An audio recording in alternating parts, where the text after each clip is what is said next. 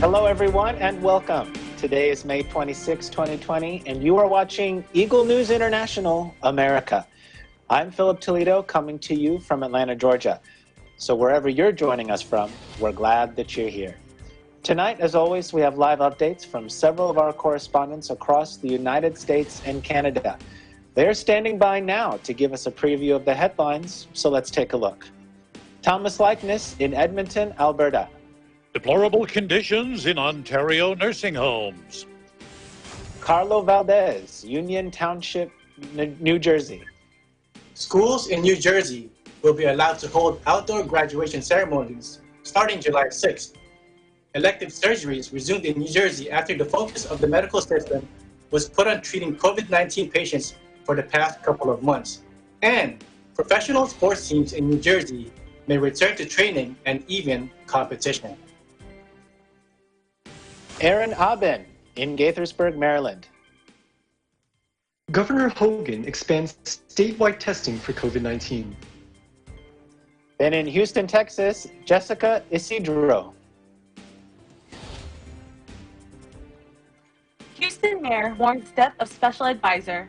Texas governor suspends in-person jail visits until COVID-19 numbers slow. And governor issues a new PSA for Texans. Then Michael Hudson in Seattle updates us on 7 more Washington counties that have been approved to enter Phase 2. Lani Valdecantos in Las Vegas, Nevada. Nevada Governor Sisolak, possible COVID-19 exposure. Then we'll go to Oxnard, California, and hear from AJ Capistrano.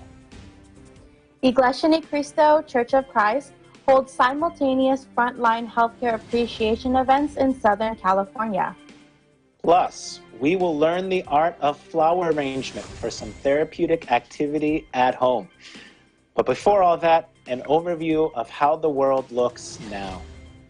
According to the Coronavirus Resource Center of the Johns Hopkins University in Medicine, as of 3 p.m. Eastern Time today, Tuesday, May 26, 2020, the number of cases of COVID-19 reported worldwide is now more than 5,500,000.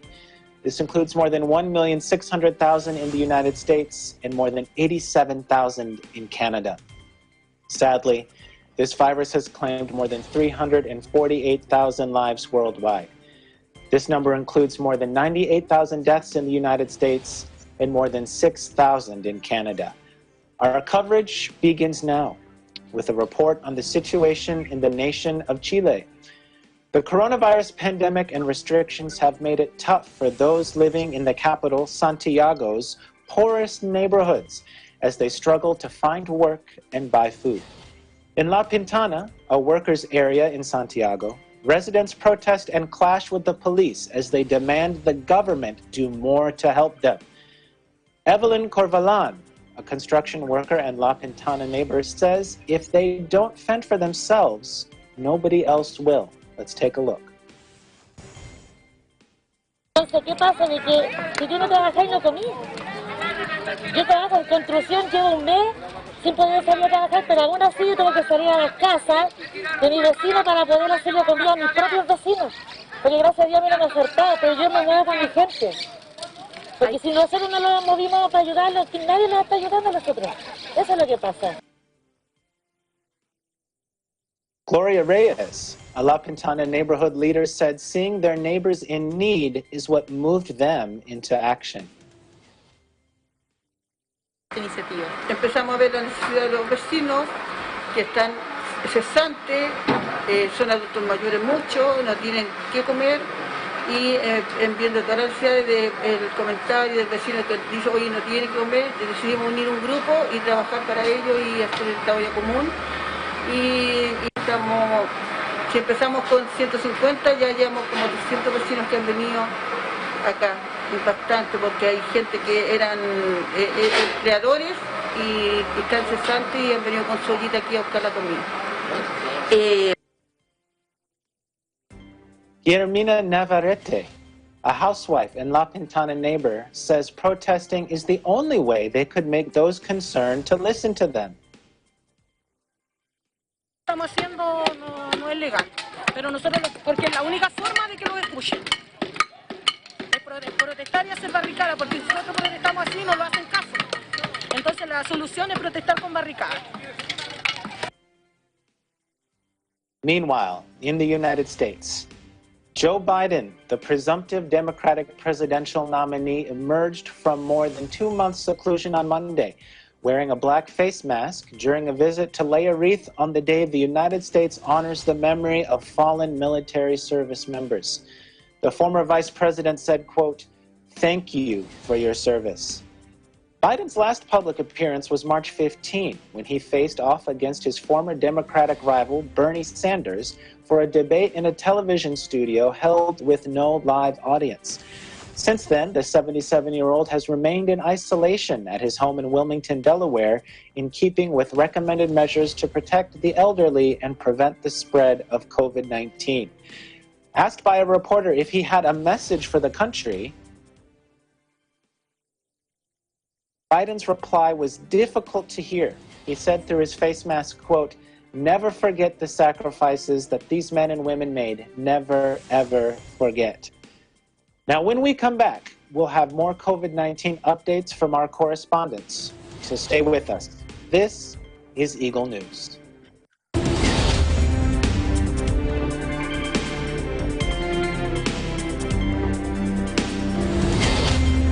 Iba't iba man ang pinanggalingan, iisa lang ang pinangahawakan. Ang pangarap na makilala sa kanilang larangan. Mas titindi pa ang performances ng ating mga TNG aspirants dito lang sa pinakabago at pinakamalaking talent competition ng Philippine Television. Ito ang...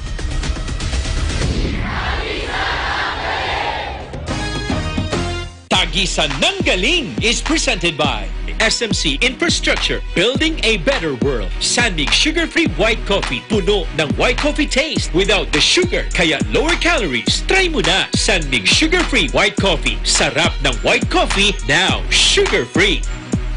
Vet-approved Nutrichunks, the only premium dog food with active boost for optimum energy and prebiotics that help strengthen immunity. Just like Catherine Bernardo, gawing listo ganado ang fur babies niyo. Listo ganado sa Nutrichunks. Magnolia Chicken Templados, delicious, ready to cook and freshly marinated daily. Pure Foods Luncheon Meat, pure sarap for every family. Star Chunky Cheese Corned Beef, ang cheesy ng corned beef mo. Walang duda, kids can tell na #1 ang Pure Foods Tender Juicy. Ang tender, ang juicy, ang sarap. Co-presented by Cooper, expert in air conditioning and electromechanical. Also engaged in structural, electrical, fire protection, plumbing, and sanitary services. Cooper, your ultimate NEPS and air conditioning solutions. Unlad Incorporated International, fight against global poverty. New San Jose Builders Incorporated. Canrib Corporation, your ventilation and air conditioning specialist. Vita Herbs Philippines Green Coffee, masarap, mabango, at healthy pa. Puerto Rico Resort and Convention Center, Cabiao, Nueva Ecija. I love Puerto Rico.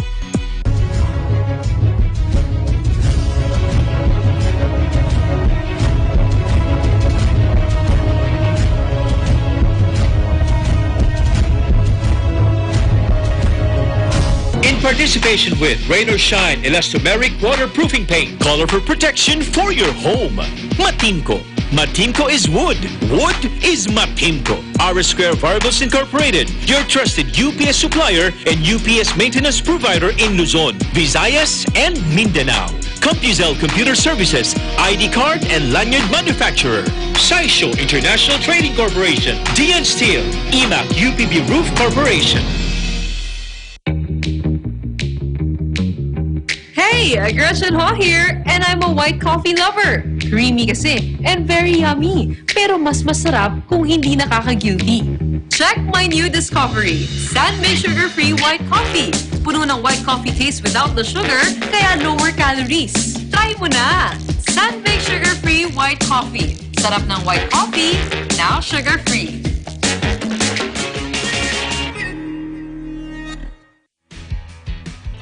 The successful development of TPLEX, or Tarlac Pangasinan La Union Expressway in 2009, a 4-lane toll road that extends from Tarlac City to Rosario La Union with an additional approved extension of 56 kilometers all the way to San Juan La Union.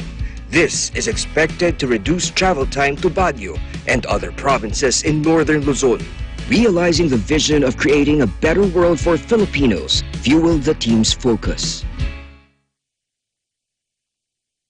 Listo at ganado ang baby ko sa vet-approved Nutri-Chunks with active boost and prebiotics na pampalisto.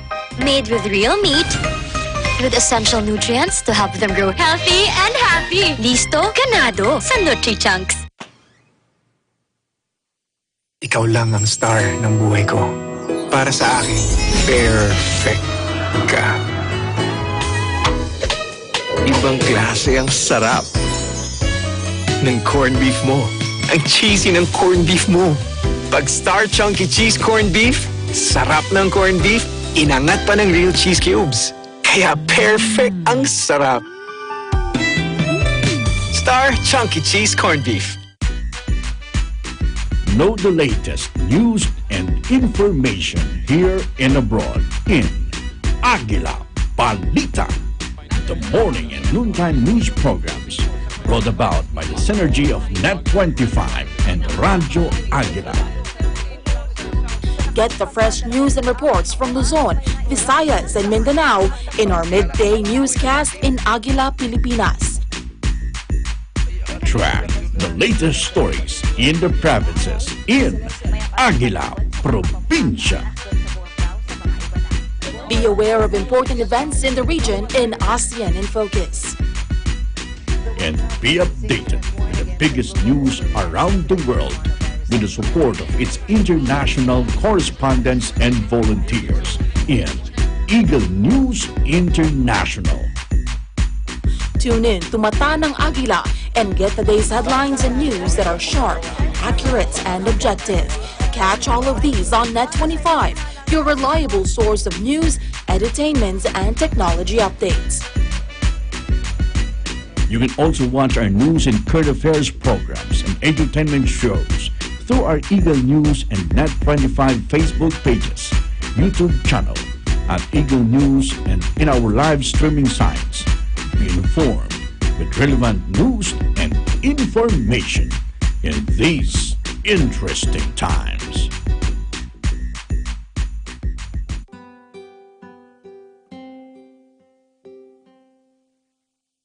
Batid ko po at nating lahat ang suliraning dinadanas po ngayon ng buong mundo. Nakakalungkot man po, ngunit may mga kababayan po tayo na namamatay at dumadanas ng matinding paghihirap dahil dito. Ngunit huwag po sana tayong mawalan ng pag-asa dahil isa lamang po itong pagsubok na kapag po nagtulong-tulong tayo ay malalagpasan din po natin. At sana po kahit na tulad ko po ay nananatili tayo sa loob ng ating mga bahay, ay gawin pa rin po natin ang lahat ng ating makakaya upang tumulong. Marami pong paraan upang makatulong mula sa ating mga bahay. Meron na pong mga online donations, meron pong mga iba pang paraan ng pagtulong. Lalo na po para sa ating frontliners.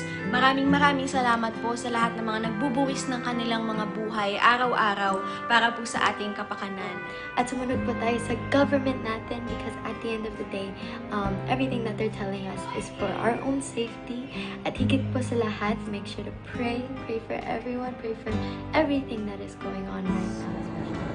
What is important is to hold on to things, for us to stay more positive, for us to be more strong, not only physically but also mentally. Spend time with our loved ones, with our families, and let's all trust God.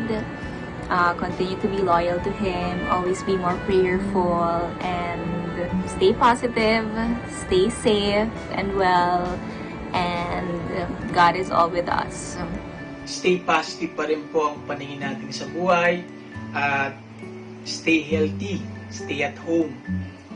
Higit sa lahat, huwag po natin kakalimutan ng manalangin sa ating Panginoong Diyos dahil ayun po ang sagot sa lahat po ng problema. So, mag-ingat po tayong lahat and God bless. So maraming salamat pong muli sa mga frontliners at sa lahat po ng mga gumagawa ng lahat ng kanilang mga kaya upang makatulong. God bless you all.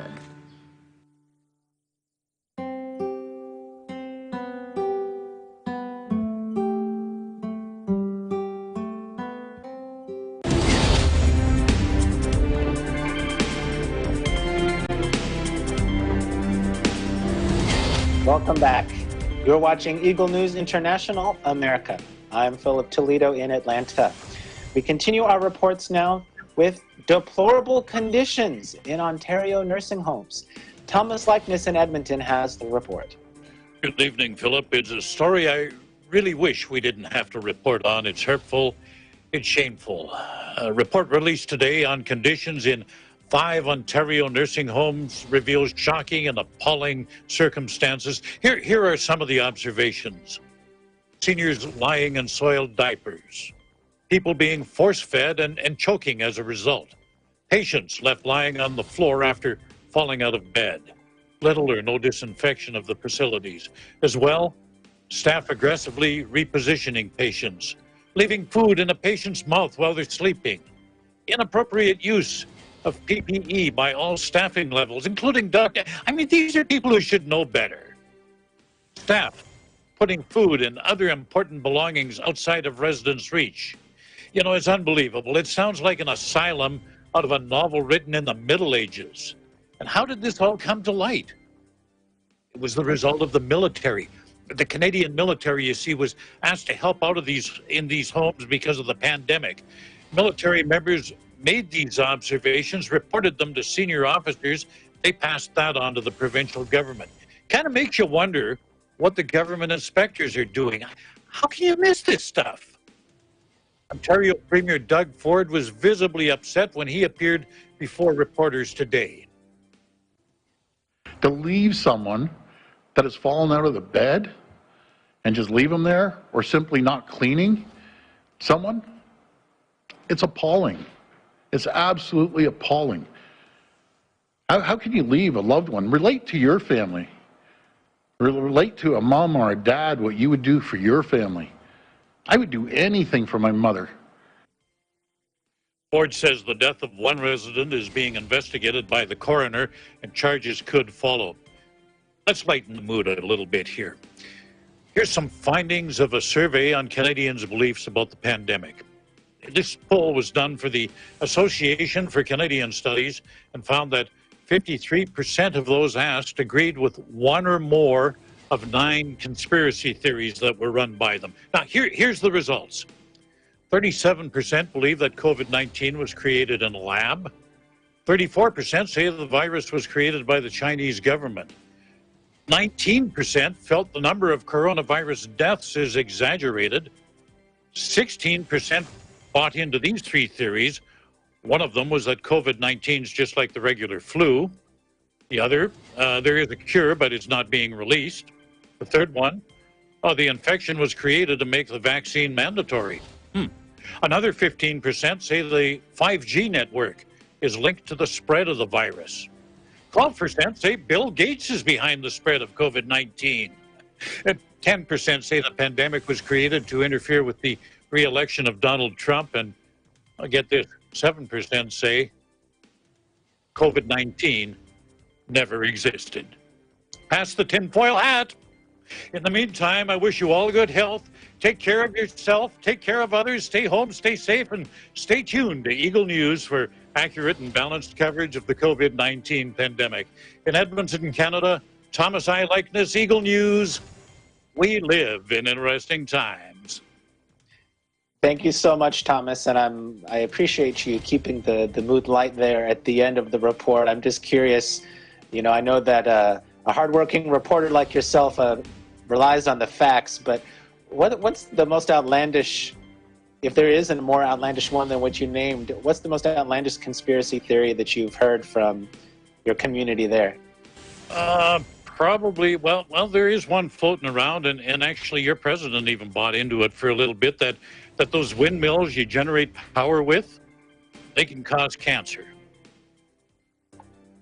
Well, that and the little lines when the airplane goes over, right? Yes. The chemtrails. I haven't heard that one for a long time. But I don't know, the aliens are knocking on my door right now. Right. Well, it's a good reminder for everyone to not believe the first thing that you see on social media when you're scrolling. If it's on Facebook, then, well, what can I say? Right. Well, thank you so much, Thomas. You take care. Thank you, Philip.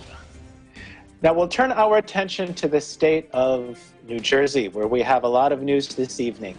First, schools will be allowed to hold outdoor graduation ceremonies starting July 6th, and elective surgeries will resume. And finally, professional sports teams may return to practice and competition. We'll turn to our New Jersey Bureau Chief, Carlo Valdez, in New Township with the report. Thank you, Philip. We'll start off with the COVID-19 numbers and stats. According to covid19.nj.gov, there were a total of 703 new cases reported today, bringing the total of 155,764 New Jerseyans that tested positive for COVID-19. 54 new deaths have been recorded. Note that the number of cases and deaths reported today may be delayed due to the holiday weekend. New Jersey remains to be the second U.S. state with the most number of coronavirus cases next to New York, the epicenter of the American coronavirus outbreak. Now on to the headlines. New Jersey Governor Murphy announced earlier today that the class of 2020 will be allowed to hold their graduation ceremonies starting on July 6th. These ceremonies will have to comply with the social distancing guidelines and must be held outdoors. He states that the goal is to ensure that our students are given the send-offs they richly deserve and which they have been working toward. We want them to celebrate and to be celebrated by their families, friends, and the educators who helped get them there. More guidance will be expected soon. Hospitals in the Garden State have resumed elective surgery and invasive procedures today, medical and dental, after the number of patients with COVID-19 dropped by more than half from its peak in mid-April. This will allow the long-postponed operations such as LASIK eye surgery, colonoscopies, facelifts, and such to be scheduled. Note that the patients will still have to be tested for COVID-19 before their procedure and must not show any kind of symptoms of the virus. Now to the sports fans. Governor Murphy tweeted that the professional sports teams may continue their training and even competition if their leagues choose to move in that direction. He also states that they have been in constant discussions with teams about necessary protocols to protect the health and safety of players, coaches, and personnel. This means that the New York Giants and the New York Jets, who play at MetLife Stadium in New Jersey, may resume at their training facilities in East Rutherford for the Giants and Florham Park for the Jets. He also said last week that if they were going to start playing, it would be without fans in the stands, stating that, yeah, I think that's where we're headed. It's hard for me to see a bunch of people jamming together, sitting crouched up next to each other in the near future.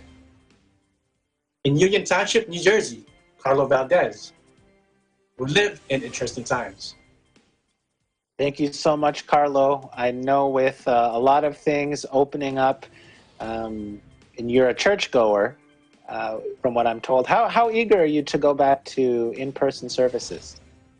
Oh, I can't wait. No, we've been having worship services online, but it's so much more comforting in the sanctuary when that's a house of God. So can't wait to go back. Mm-hmm. Absolutely. Well, what's the, I'm assuming, worship service is very important to you, but aside from that, what else are you looking forward to as the state begins to reopen? Well, I can't wait for the barbecues again and going to the beach and, enjoying the, the great outdoors. Especially today. Today's actually my dad's birthday. I just want to greet him a happy birthday.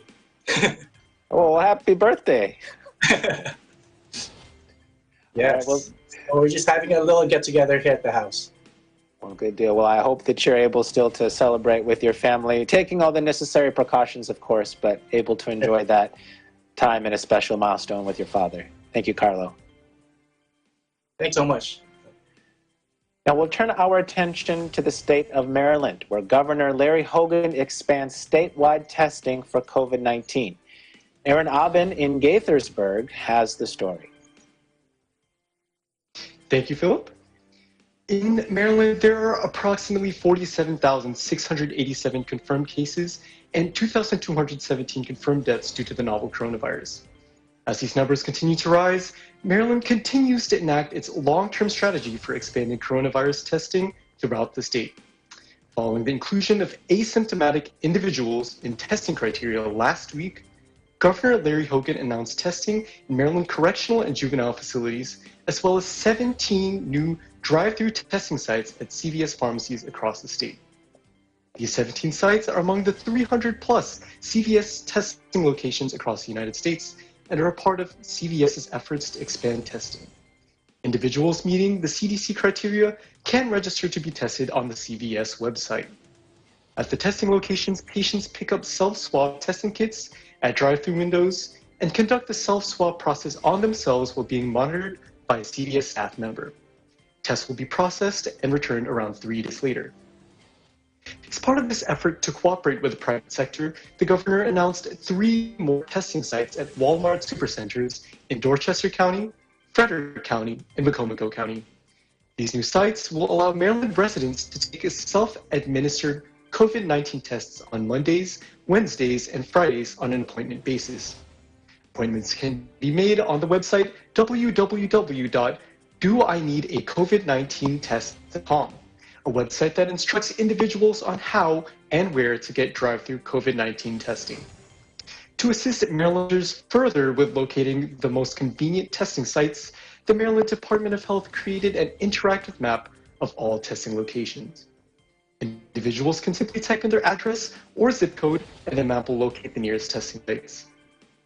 Governor Hogan announced via Twitter that more helpful sites will be created as the COVID-19 pandemic progresses.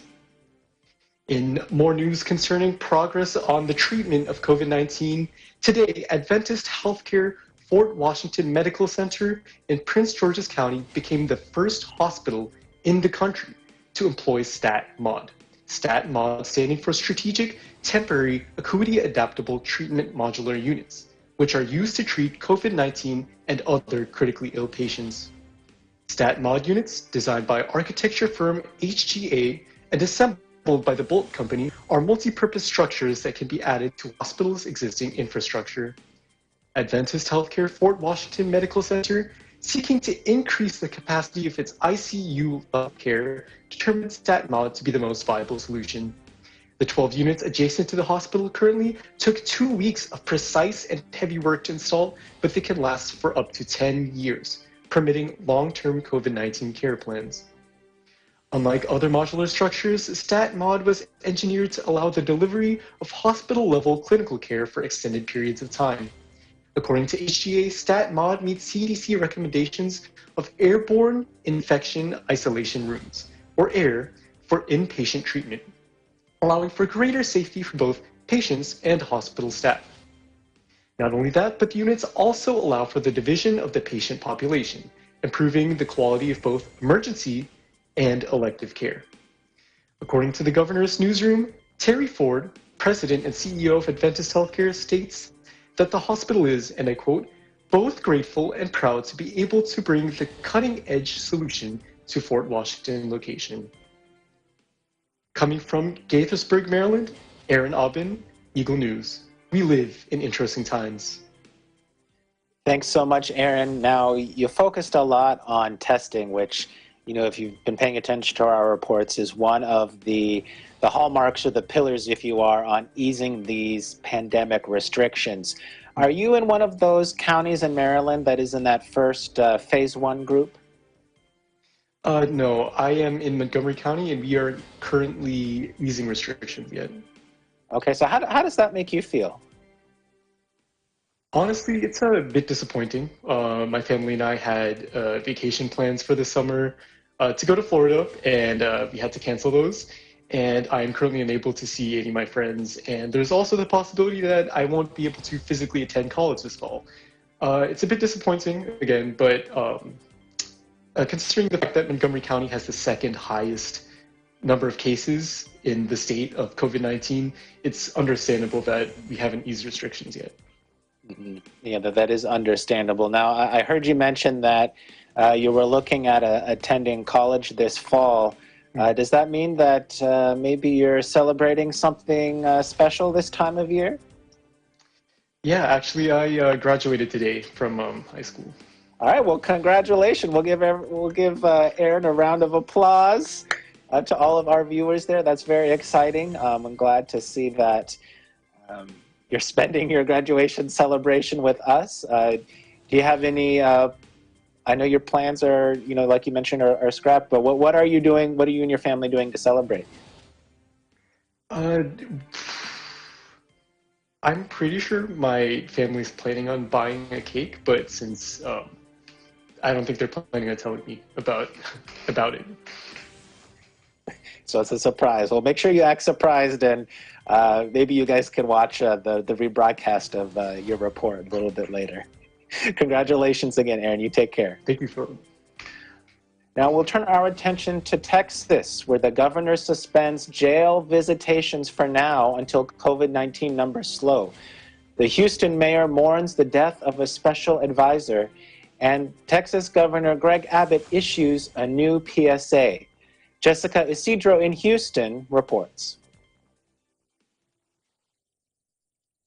Hi, Philip, and howdy from the Lone Star State. Texas Governor Greg Abbott issued an executive order on Friday suspending in-person visits in all city and county jails in the state of Texas. This restriction does not apply to attorney-client visits or religious leaders with a member of the clergy. Previously, the governor restricted in-person visits to state prisons, jails, and juvenile justice facilities during his COVID-19 disaster declaration. By adding municipal and county jails, the governor hopes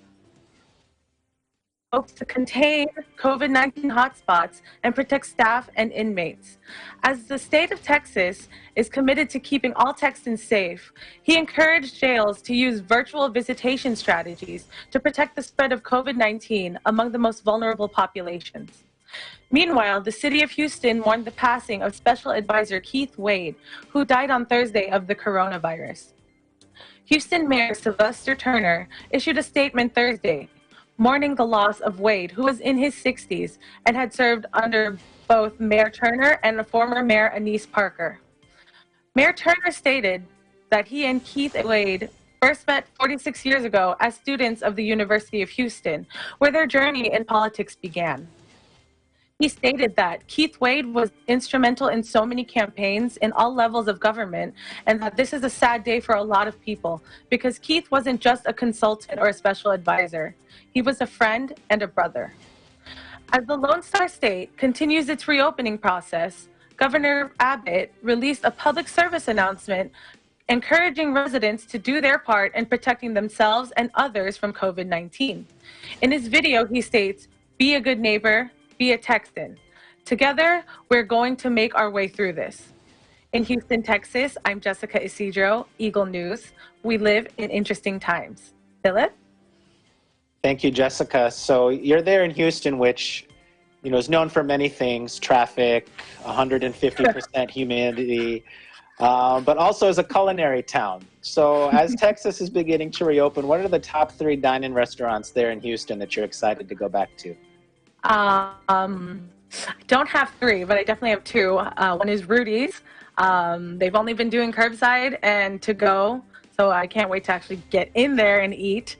And then the second one is the Breakfast Club. It's this downtown is known for their southern home cooking, and their chicken and waffles are the best. Oh, it's making me hungry over and here. And as for you, Philip? So being a former Texas resident yourself, what are your favorite Texas foods that you miss from the Lone Star State? Well, I'll have to check with our producer here, because I could probably talk about Texas foods for an hour, and I don't think we have that much time. But you mentioned one of them, Rudy's, because barbecue is, that's one of the mainstays there in Texas. And normally I would advise people to stay away from chains, but Rudy's, it's okay. And the cream corn, I can just imagine that the styrofoam cup, and you take the lid off, and the steam kind of shoots up. Yes. The other thing that I have to mention, you only mentioned 2, but I'm going to mention 3 because I like food so much. But there's this fast food chain that's prominent in the Southwest, all over Texas.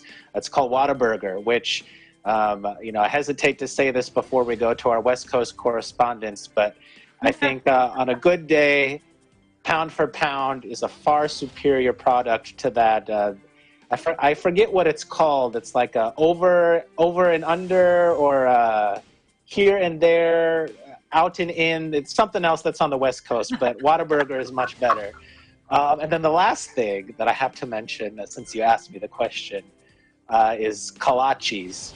Do you know what a kolache is, Jessica? Of course. I have that every weekend. Well, why don't you explain for our viewers what a kolache is?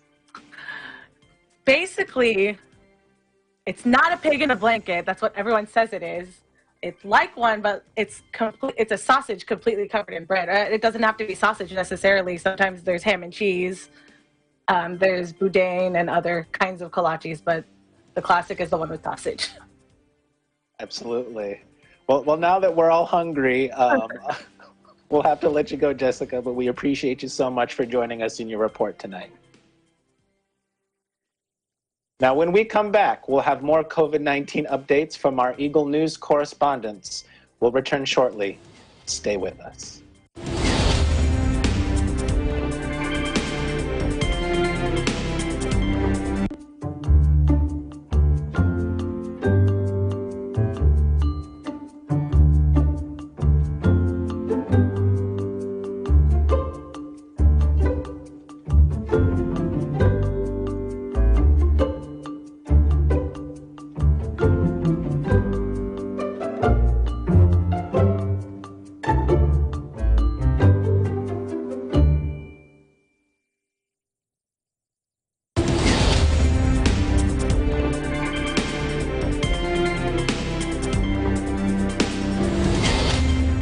Welcome back. You're watching Eagle News, and I'm Philip Toledo here in Atlanta. 7 more Washington counties are approved for Phase 2. In Seattle, we have Michael Hudson with the details. Good evening. I hope you're doing well. I wanted to share with you some numbers in the state of Washington before we go into our main story. So right now, the positive cases are currently at 19,585, and the death toll is at 1,055. As of yesterday, 7 counties, Cowlitz, Grant, Island, Jefferson, Mason, Pacific, and San Juan have been approved to move on to Phase 2, which is part of Governor Jay Inslee's 4-phase Safe Start plan. Out of the 39 total counties in the state of Washington, 21 are now in Phase 2, with 3 other counties being eligible to apply to move on to the phase as well. The general criteria moving on to Phase 2 is to have fewer than 10 new confirmed cases per 100,000 residents across a 14-day span. Additionally, the businesses that are part of the newly approved Phase 2 counties must continue to comply with the health and safety requirements issued by the state. The restaurants, barbershops, hair salons, and gyms offering small group sessions will also be constricted to limited numbers as well. As this Safe Start plan continues forward, each county must demonstrate they have an adequate local hospital bed capacity, as well as adequate PPE supplies to keep healthcare workers safe. The application must include plans for making testing available and accessible to everyone in the county with symptoms, staffing case investigations and contact tracing, housing people in isolation or quarantine who can't or don't want to do so at home, providing case management services to those in isolation and quarantine, responding rapidly to outbreaks in congregate settings. With just a week remaining until the June 1st deadline of officially moving to Phase 2, the counties who currently don't meet the criteria will have to continue to abide by the Phase 1 rules and regulations until further improvement is seen. That means that King County and Snohomish County, which are the 2 of the largest counties in the state, also possess the highest number of COVID-19 cases and deaths, are 2 of these counties who are still currently in Phase 1. We'll make sure to continue to keep a careful watch on any updates, as I know everyone is eager to get back to normalcy.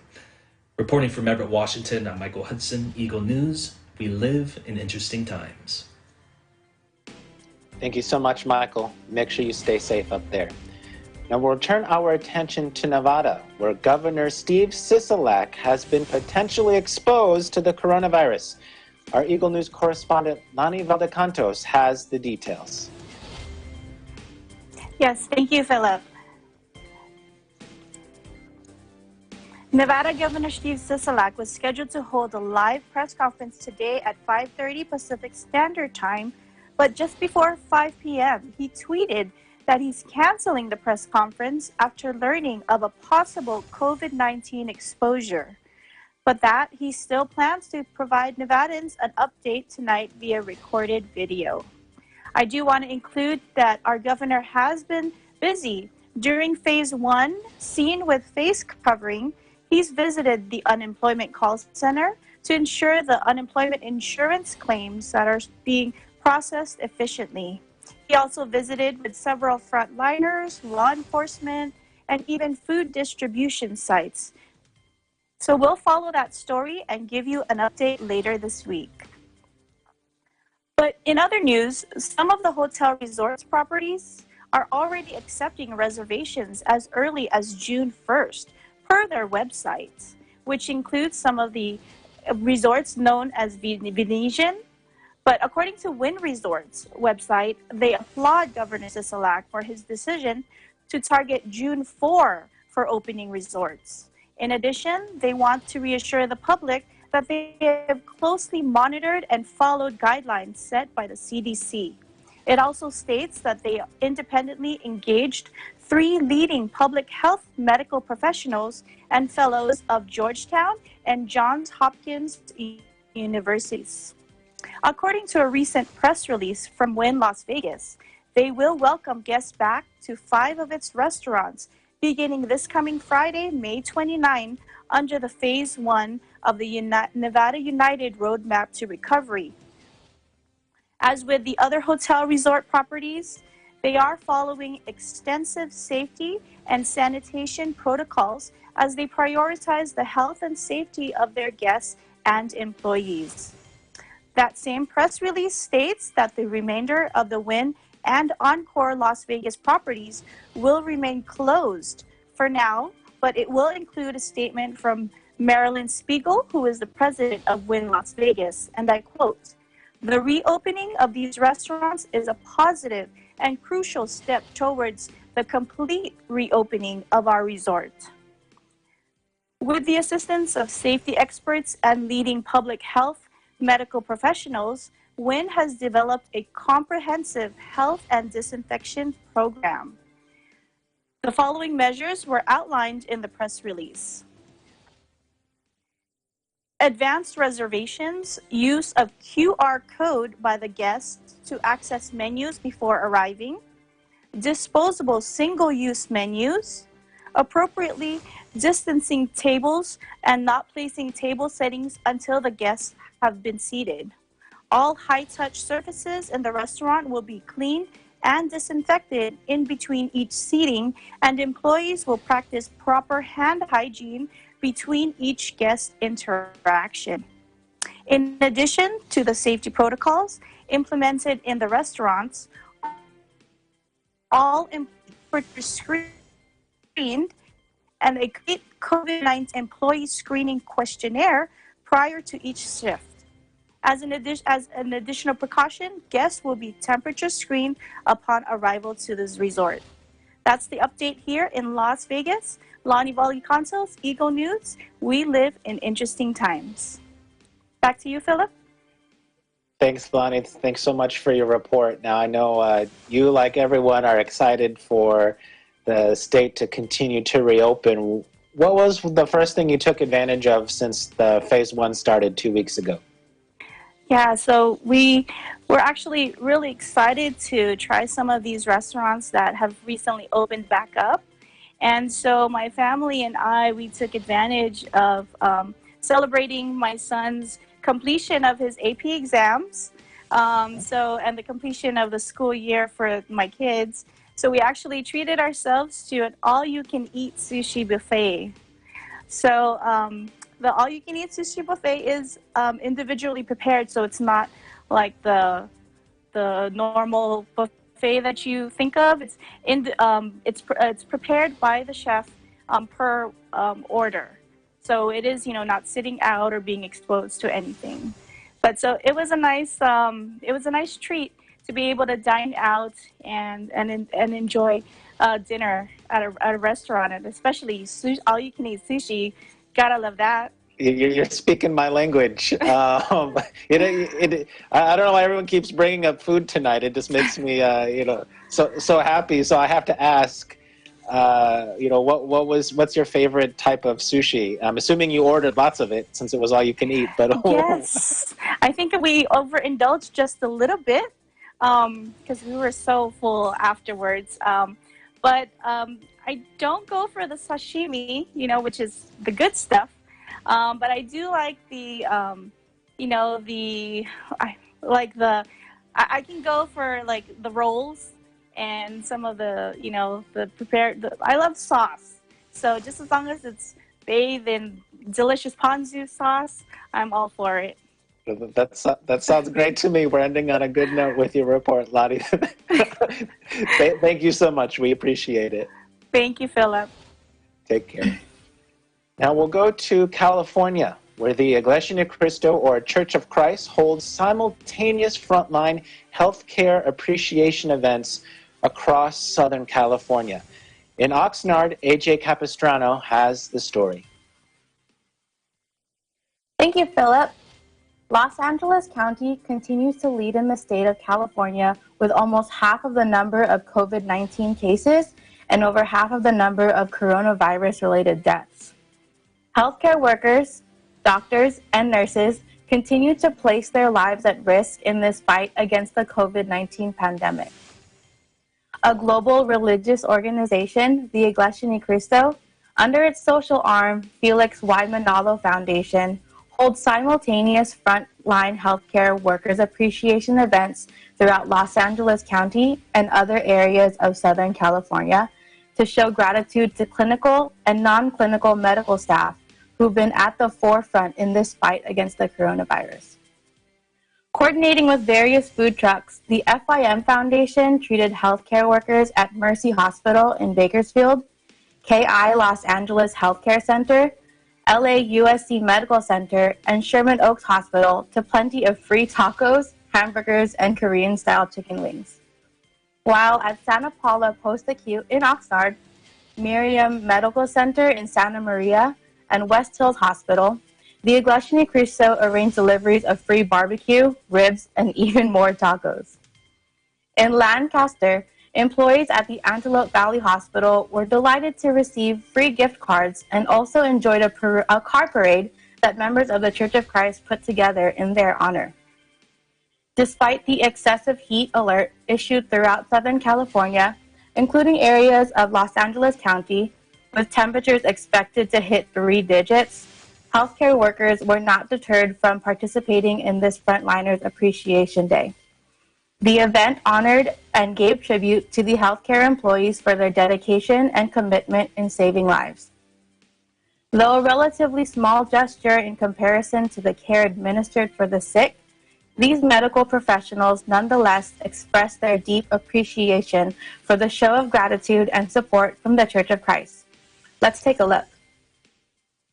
The outpouring of support during this day has been great. The food has been great. Just feeling the community come around us has really been helpful and encouraging in these difficult times. We had my lunch today, and it was amazing. We are very thankful to Felix Manolo Foundation for their help and support. Thank you so much. The healthcare workers or our frontliners give their lives, which is crucial to all of those who are sick, elderly, high risk. They are the first ones to be at high risk. So for us as here in the Church of Christ or the Iglesia Ni Cristo, we just want to give our thanks, appreciation for those who sacrifice, that type of sacrifice, giving their lives to the community at this time of pandemic.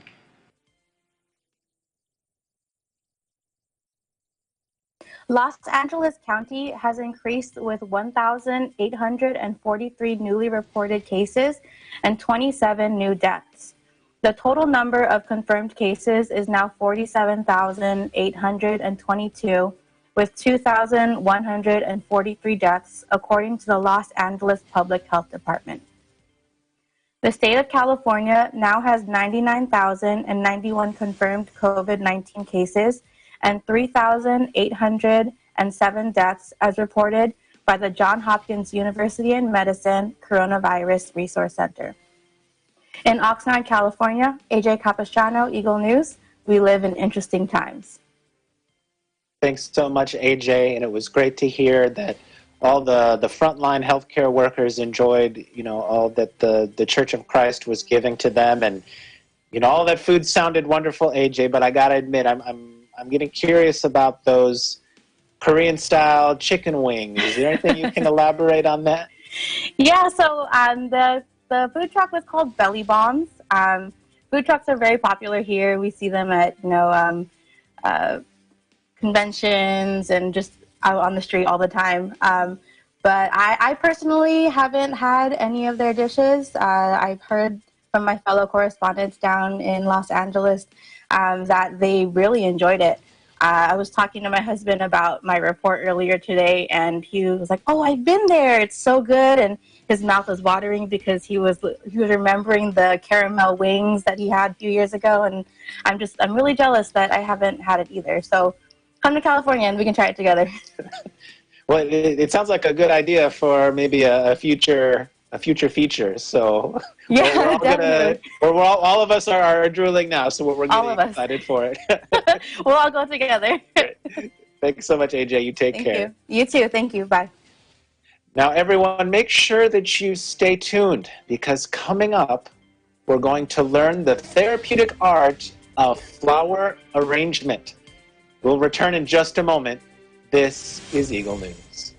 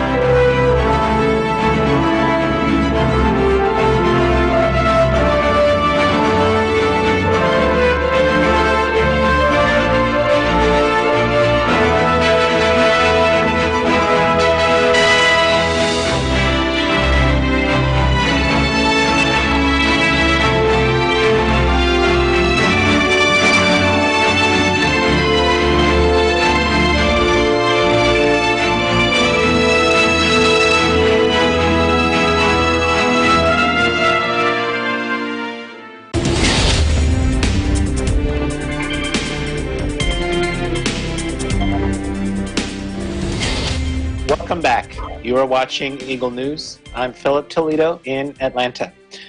Floral designer and EBC friend Rachel Leme Algado in central Oahu, Hawaii, shares with us some tips on flower arrangement. She says this art is not only pleasing to the eye, but is also very therapeutic, especially during these times. Let's take a look. You can see we have a whole bunch of flowers here and different vessels or containers or jars.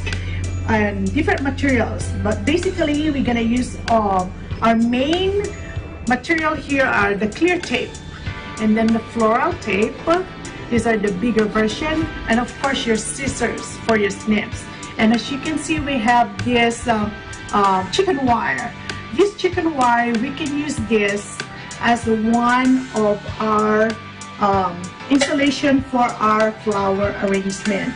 Instead of the floral foam, we can use chicken wire instead. This chicken wire is from our yard, so if you have any leftovers that you can use it, utilize it instead of buying a floral foam. It just formed a ball shaped.